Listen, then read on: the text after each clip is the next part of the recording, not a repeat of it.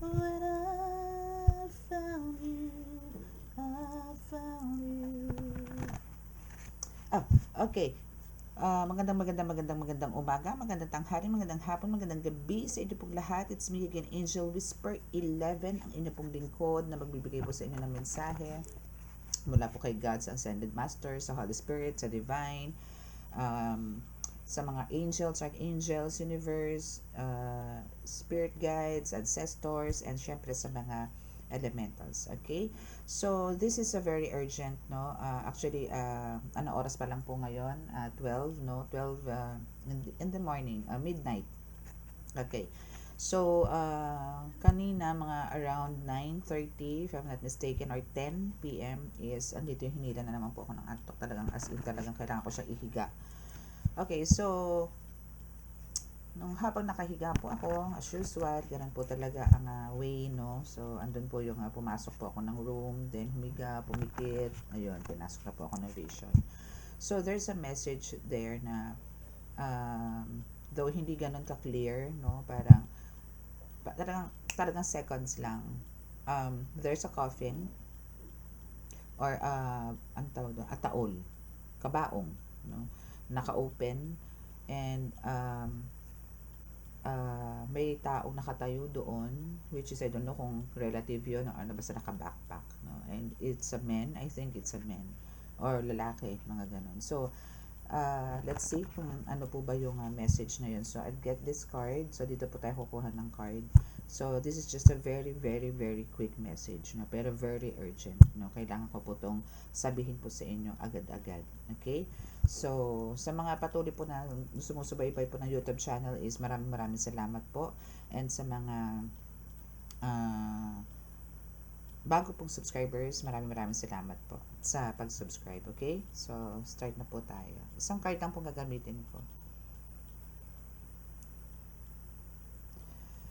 Okay, Yesu Cristo, Ama, Diyos Ama sa Langit, mahal na Birheng Maria, mahal na Santo Niño, pakibasbasan po ng inyong napakalalakas sa kapangyarihan, banal na dugo, banal na ngal, banal na spirito, ang cards ko po na ito, na napili nyo po, no, para po sa vision na ibinigay nyo po sa akin kanina. Gusto ko pong malaman at paalam po sa akin po tagapanood, subscribers, kung ano po yung nais nyo pong iparating dito.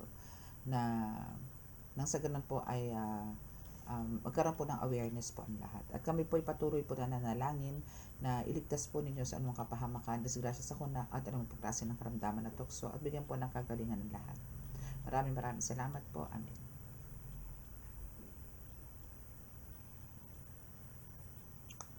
Okay, so let's start.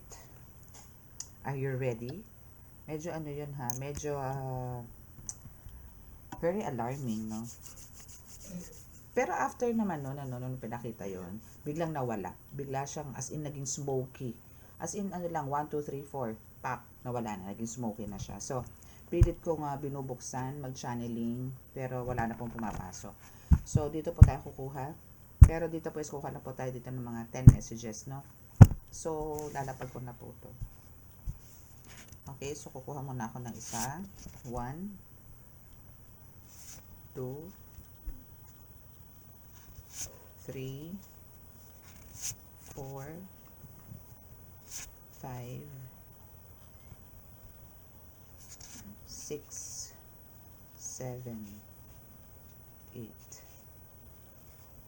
9. Actually, meron pong umibabaw, no? But this is, dito pala kita ko na kung ano.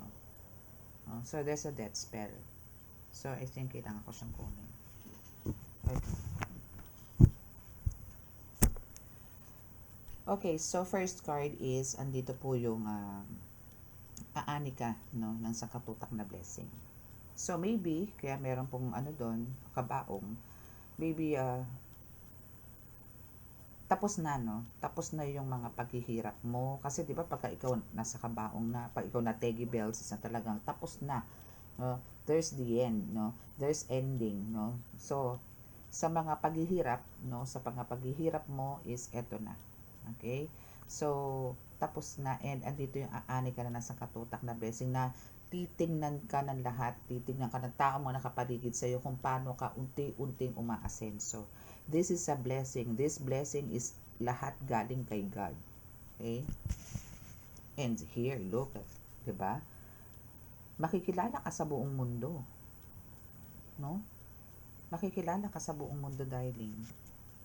Okay, so dahil just sa katutak na blessings, maybe talagang ikaw is magiging too much, no? As in, sobrang generous ka dyan. Or talagang i-share mo rin naman for sure mga blessings na yan.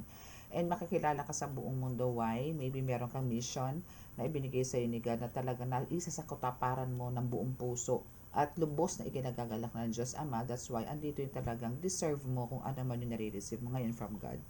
Okay? So, we have mahaba ang buhok na unat. So, ano bang meron dito kay mahaba ang buhok na unat? So, let's skip that. And we have the ako ang iyong sandalan. No? And of course, this is God. No? Wala namang iba.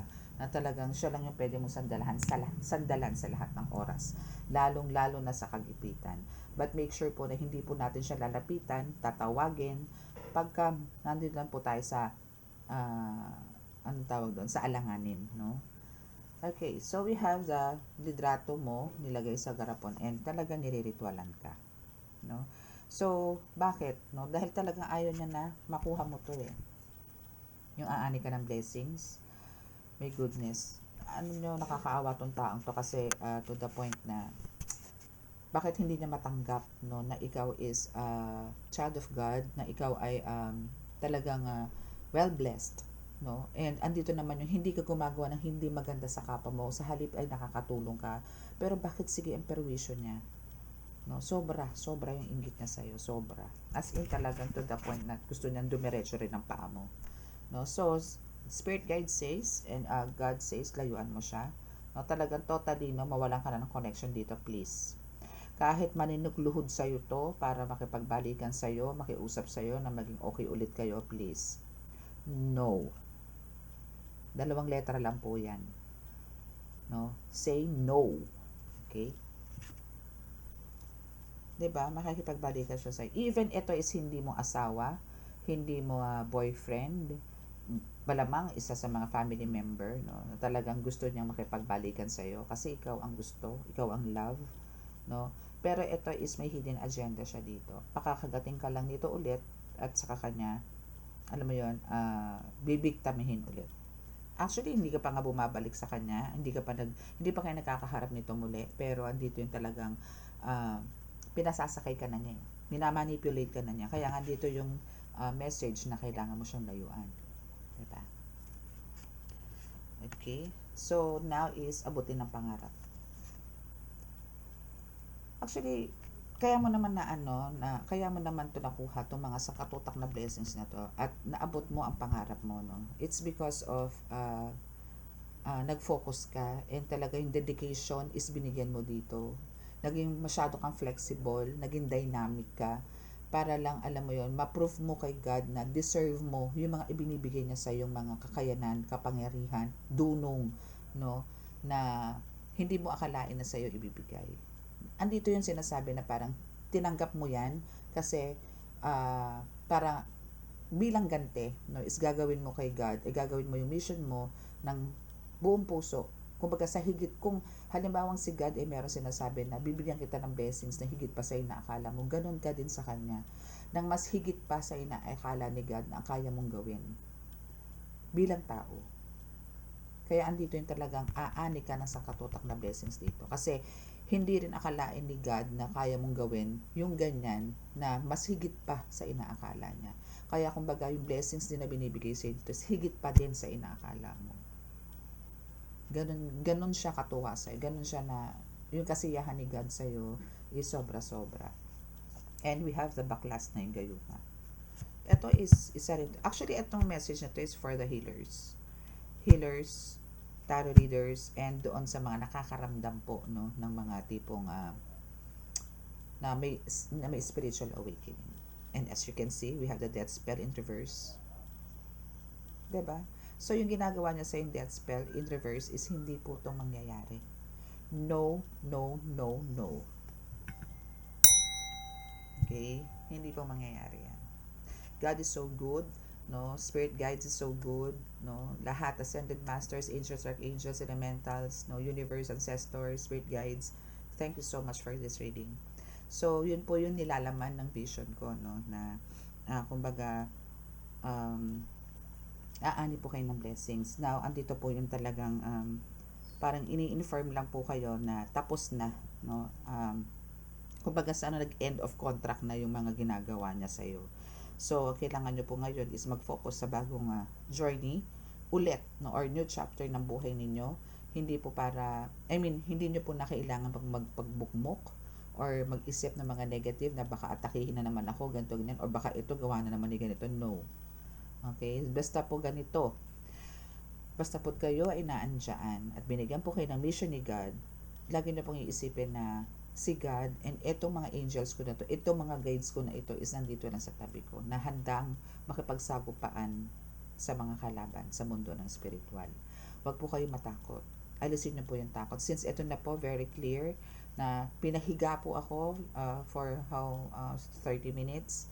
No? Pero in a second, pinakita po sa akin yon. So, andito po yung yes, no? Kung aani ka, dahil nga the end na yung end of season na kumbaga, no, ng mga kawalangyaan nila. Sorry for the word, pero that's the right word for them. No, so yon, natapos na yan. So aani ka talaga sa katotak na blessing, and we have the makikilala ka sa buong mundo since andun nga yung sinasabi sa inyo, pero may nakatingin po sa inyo doon na tao. So now is andito yung sinasabi ko na talagang makikilala kayo or makikita kayo ng maraming tao, no, sa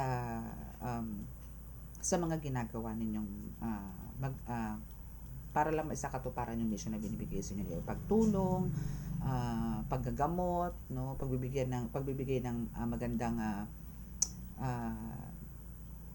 magandang pang comfort, no, comfort sa mga tao, no. So parang gusto ko pa tong dugtungan ng konti, no. Let's see kung saan ako kukuha. Okay, so siguro dito tayo kukuha. Okay, so let's see. So dito kukuha na po tayo ng or wait lang po ha.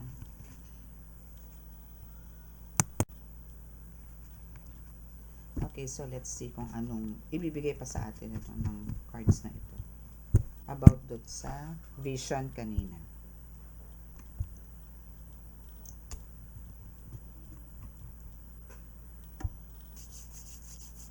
We have the card here. Huwag susuko. Okay, so let's see. Oh, parang isa. Okay, so yun po yung nadampot kong card. So ito ang kailangan nating card. Tagalog din. Okay, so ito yung i-link natin dyan sa card na yan. Since ang first card nyo po is huwag susuko. Okay, so may mga brainwash na magaganap. And ito nga, babalikan ka na. Either ito is tatawag or pupuntahan ka mismo dyan sa lugar mo, no? And yes, you share your blessings. And you also have the BFF here. So maybe medyo kailangan maging aware kayo sa mga BFF niyo na akala nyo talagang totoong-totoo sa inyo, pero yung pala sila parang bumibira sa inyo. Okay? So medyo maging aware kayo dito sa, saan na ba yun? Nasaan na yun? Meron ako nakita kaninang saan na ba yun? Mahaba ang buhok. Ayun. Mahaba ang buhok na unat. So, ayan. Okay. Andun pala, nakatayo pala siya dun. Okay. So, let's see. Okay. So, here is mahal na mahal ka. Yes, mahal na mahal ka as in ng mga taong nakapaligid sa'yo kaysa dito sa taong to na talagang keep on attacking you spiritually. No? Talagang maraming magmamahal sa'yo as in. Okay? So, all you have to do is to shield, no? Kailangan nyo i-shield or i-shield yung kung ano yung meron kang kakayanan sa ngayon. Okay? And we also have the Padre Pio, no? Aside kay, yes, Padre Pio is there, no? To protect you. Sa ko pala yun, sa shorts ko pala yun. Actually, pumasok po si Santo Niño, no? Also, Santo Niño is guiding you and protecting you. So, just fight. And nasa iyo ang tagumpay, syempre. Dahil dyan sa paglaban mo, pakikipaglaban mo is talagang, syempre, sa iyo ang tagumpay. Diba? Ganun lang po yun. Okay, so now is pinakamamahal ka. no, nitong mga, alam mo yon, yung parang mas ma-appreciate mo yung pagmamahal ng ibang tao kaysa sa mga family member mo, relatives mo, no, kasi mas totoo sila eh. Kasi ang nakikita nila sa'yo, yun po ang mahirap eh, no, pag may nakaraan ka, ang nakikita sa'yo yung past, hindi po yung pagtulong. Alam mo po yung tipong kahit anong buti mo sa tao, the best ka nakagawa ng kabutihan sa tao, pero once na nagkamali ka, burado lahat yun. Hindi na nila po nila iisipin yung mga kabutihan, tulong ginawa mo sa kanila, pagmamahal na ginawa mo sa kanila, pag-aaruga na binigay mo sa kanila. Nagkamali ka ng minsan, susumpa ka na. Ganun po. No? So we have Archangel Michael here. Kaya po alam nyo, mas parang ang nangyayari po sa mundo natin, mas parang mas magbibigyan ka ng totoong pagmamahal na nanggagaling sa ibang tao kaysa sa malalapit sa'yo. Real talk po yan. Realidad po yan. No? Wala po tong halong keme. But Archangel Michael is also here na pinakamamahal ka. Na naandyan siya sa'yo. Okay, so siguro for some of you, no, April and June talagang nag-suffer ng bonggang-bongga. I mean talagang struggles to the max. No? And ngayon is medyo na-overcome mo na. So, continue nyo lang po itong salt bath. No? This is make it a habit. Kailangan nyo po yan. Salt bath. No? Wow, look at San Benito is here. No? So, San Benito is talagang, alam nyo, pangkalahatan po to eh. No? Pangkalahatan po to. Ang lakas mong panlusaw nito, pantaboy, pamatay ng mga demonyo. Okay? Kung sino po gusto mag-avail niyan, meron po tayo niyan. Actually, yan din po ang isa sa mga tangan ko talaga and talagang the best na nagpo-protekta po sa akin yan. Every day. So, what about next month? What about next month? Ano kailangan na expect next month, which is September, no? O, yan na. Bukas magre-reading na po ako ng September. Next month, kaiingitan ka na naman ng bonggang-bonggan to. Tapos lalabas na naman itong mga traidor na to, no? So, kailangan ingat ka sa pagkain kasi may lason. And even sa air. But, importante is, panalo ka naman sa kaso. So, kung ano man tong papasok sa buhay mo this month of September, no? Kumbaga, may mga mamimit man kayong mga ingitera, mga palakana iyan, is talagang still, no? Is masasabi kong andito yung still, andyan po si San Benito na lulusawin po tong laso na to. Nalulusawin din itong mga ingitera na ito. At itong mga traidor na to is talaga namang mapaparusahan yan. No? Kasi, yun po ang hindi nila alam eh. Yun po yung hindi nila alam na kayo po is napapaligiran po ng Ascended Masters. Na kayo po ay napapaligiran ng matataas na level ng mga Archangels. No? Hindi po to basta-basta warriors. Talaga po may pangalan, no, sa spiritual realm. No? So, yan yung hindi po nila alam eh. Kung gaano kayo kalupit, kung gaano kayo kalakas, kung gaano kataas ang antas ninyo sa mundo ng spiritual. Yan po yung hindi nila. Kasi ngayon po maybe for some of you nananahimik pa, or maybe for some of you hindi pa na ilalabas, no? Or hindi nyo pa alam kung paano ilabas, no? So, sila na po, no? Let go, let God nyo po ang lahat. Okay? So, ang maganda lang po dito is talagang month of September is talagang andito na yung tapos na lahat ng paghihirap nyo. As in, aani na po kayo dito na sa katutak na blessings. Okay? Yun naman po pinaka-importante doon. So, parang ignore nyo na lang po to for the meantime, itong mga mahaba ang buhok, itong mga naiinggit sa inyo, no? Ang gawin nyo po dito is mag-isip po kayo na pinakamalakas sa protection po para sa inyo and for your family, sa loved ones po ninyo, no? Sa lahat, no? ng mga malapit po sa buhay ninyo. Kasi, yan po yung, kung hindi po kayo tatamaan yan, ibabalandra po yan. Babalandra po yan. Kaya po kailangan dito, mag-isip na po kayo. Actually, ano bang petsa ngayon? 30 na ba? 30 na ba? So, now is kailangan nyo po yung nag-isip na kung ano po yung po pwede nyo gawin this month of September onwards. No? Hindi lang for the month of September, kundi sa buong as in sa araw-araw, no? Bilang protection po ninyo, no? So, siguro may tuturo ako sa inyo, pero kasi meron po akong gagawin talaga, no, na protection na kailangan ko pong ilagay sa living room, sa kitchen, sa bedroom, no. Meron po ko talagang gagawin. Pero this is more on herbs, no. Plus, syempre po lalagyan ko po ng orasyon yun para po mas matibay. Mas maganda po yung may orasyon para po mas maganda po ang talab, mas maganda po ang bisa. Para mas power po yung energy nung gagawin ko pong ilalagay ko po sa garapon ng mga herbs. No? Yung mga ganon. Okay? So, that's your reading for today. And hoping na maging ano po to sa inyo, no? Makapagbigay ng magandang energy. Okay? Kasi kahit na ganun po, ang nakita ko is at least ang sinabi naman po ng mga cards is positive. No? So, make sure po na maging i-continue po natin yung pagbibigay ng blessing sa karamihan. Ganun lang naman po, di ba? Okay, so bow your heads.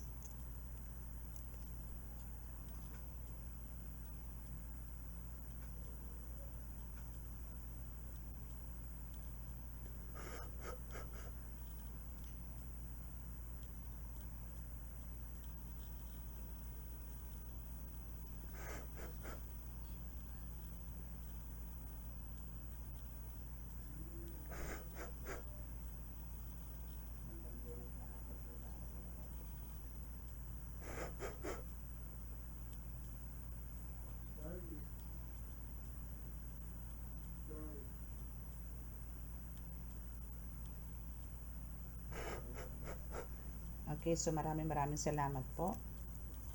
So sa mga naka-resonate at hindi pa po nakaka-subscribe, please paki-click po ang subscribe button and paki-like and share and paki-click po ang notification bell para pa-updated po kayo lagi sa ating reading.